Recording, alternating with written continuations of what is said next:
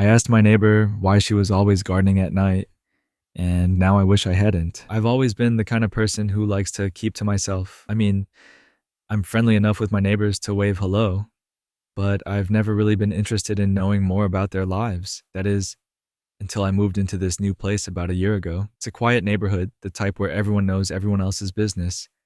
And for the most part, nothing really stood out, except for my next door neighbor, Mrs. Harper. Mrs. Harper is an older woman, probably in her late 60s. She keeps to herself too, but I started noticing something odd about her shortly after moving in. Almost every night, after the sun went down, she would be out in her backyard gardening. At first, I thought it was quirky. Maybe she was avoiding the heat of the day, but then it started getting weirder. She wasn't just trimming plants or pulling weeds. She was digging, always digging, every night. And not just in one spot.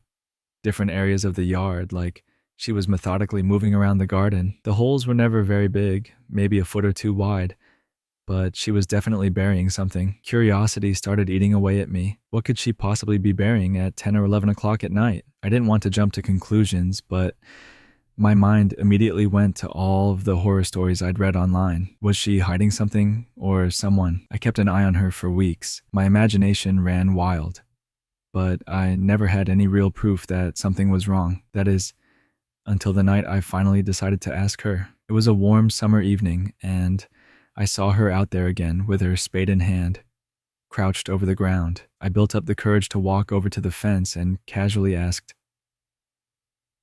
"Mrs. Harper, what are you always planting out here at night?" She paused, slowly turning to look at me. For a moment I regretted asking. Her face was partially hidden in shadow, but I could see her smile, though something about it didn't feel right. "I'm not planning," she said quietly. The way she said it gave me chills. I laughed nervously and asked, "Then what are you doing?" She stared at me for a moment before replying, "I'm preparing the garden for what's to come." I didn't know what to say, but before I could respond, she stood up, dusted off her hands, and went inside, leaving me standing there with more questions than answers. I tried not to think about it too much, but after that night, I couldn't sleep. I kept replaying her words in my mind. What did she mean by what's to come? The next few nights, she was out there again, digging, just as before. Eventually, I decided I needed to know. One night after she went back inside, I snuck into her yard. I knew it was a bad idea, but I couldn't stop myself. I made my way to one of the freshly dug areas and started uncovering the dirt. My heart was racing, and I was half expecting to find something horrifying. What I found wasn't a body, but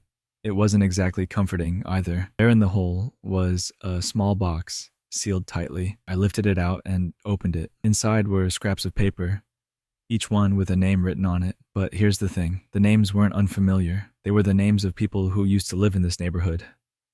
People who had passed away. I quickly put the box back and filled in the dirt, my hands shaking. I ran back to my house and locked the door, feeling like I'd just unearthed something I wasn't supposed to see. Since that night, I haven't spoken to Mrs. Harper, and I've done my best to avoid her altogether. She still gardens every night, but now I make sure to close the blinds. Sometimes I catch her looking over at my house with that same unsettling smile, and every now and then I wonder if my name is on one of those scraps of paper, just waiting for its turn.